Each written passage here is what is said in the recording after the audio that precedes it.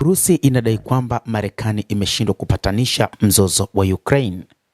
Mwanadiplomasia mkuu wa Urusi na waziri wa mambo ya kigeni Sergei Lavrov anasema Washington sasa ni kama vile inaegemea upande mmoja na inazidisha shinikizo la vikwazo, huku juhudi za kumaliza vita vya Ukraine zikiendelea kukwama.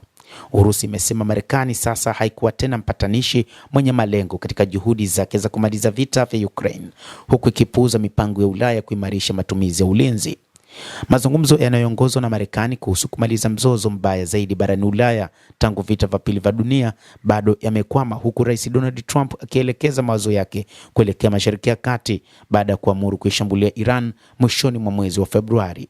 Kuhusu Marekani, kwa kuzingatia matendo yao, wanaonekana kuacha madai yoyote ya jukumu la mpatanishi mwenye malengo na badala yake wanafuata mkondo wa kuongeza shinikizo la vikwazo kwa Urusi.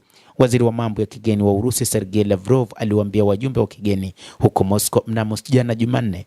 Katika mkutano wa kilele wa G7 nchini Ufaransa mapema mwezi huu, viongozi ikiwa ni pamoja na Donald Trump walikubaliana kuongeza shinikizo kwa uchumi wa vita kwa nchi ya Urusi kwa kuimarisha vikwazo, ikiwa ni pamoja na nishati. Trump ambaye aliahidi kumaliza vita vya Ukraine ndani ya siku moja baada ya kuchukua madaraka, amekuwa akishinikiza pande zote mbili kushiriki katika mazungumzo. Kumekuwa na maendeleo madogo katika diplomasia ya usafiri iliyosimamiwa na Marekani, huku Kiev ikikataa kukubaliana na matakwa ya Moscow ya kuachia eneo, kuweka kikomo ukubwa wa jeshi lake na kuacha kuungwa mkono na nchi za Magharibi.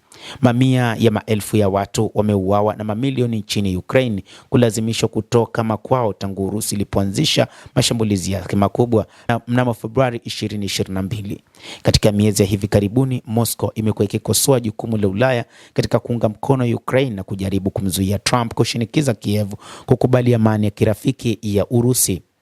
Zungumza kando siku ya Jumanne, Rais wa Urusi Vladimir Putin alisema Ulaya ilikuwa wazi ikijiandaa kwa vita kupitia mpango wake mkubwa wa kuweka silaha tena ambao unahimizwa na Rais Trump.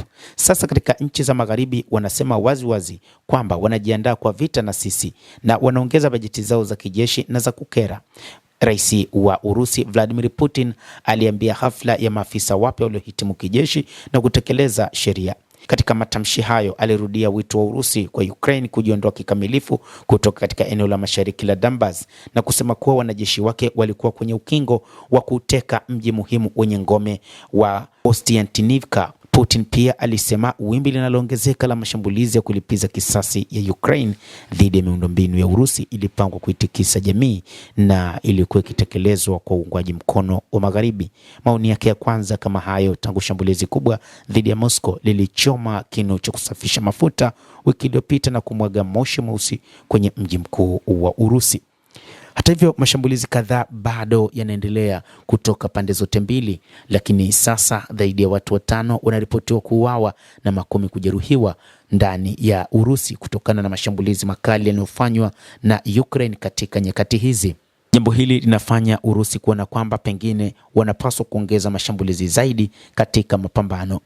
Mtazamaji, endelea kutufuatilia, lakini ni kusihi usisahau kulike, usisahau kucomment, kadhalika usisahau kusubscribe channel hii upate habari hizi kwa mapana kupitia hapa The World News.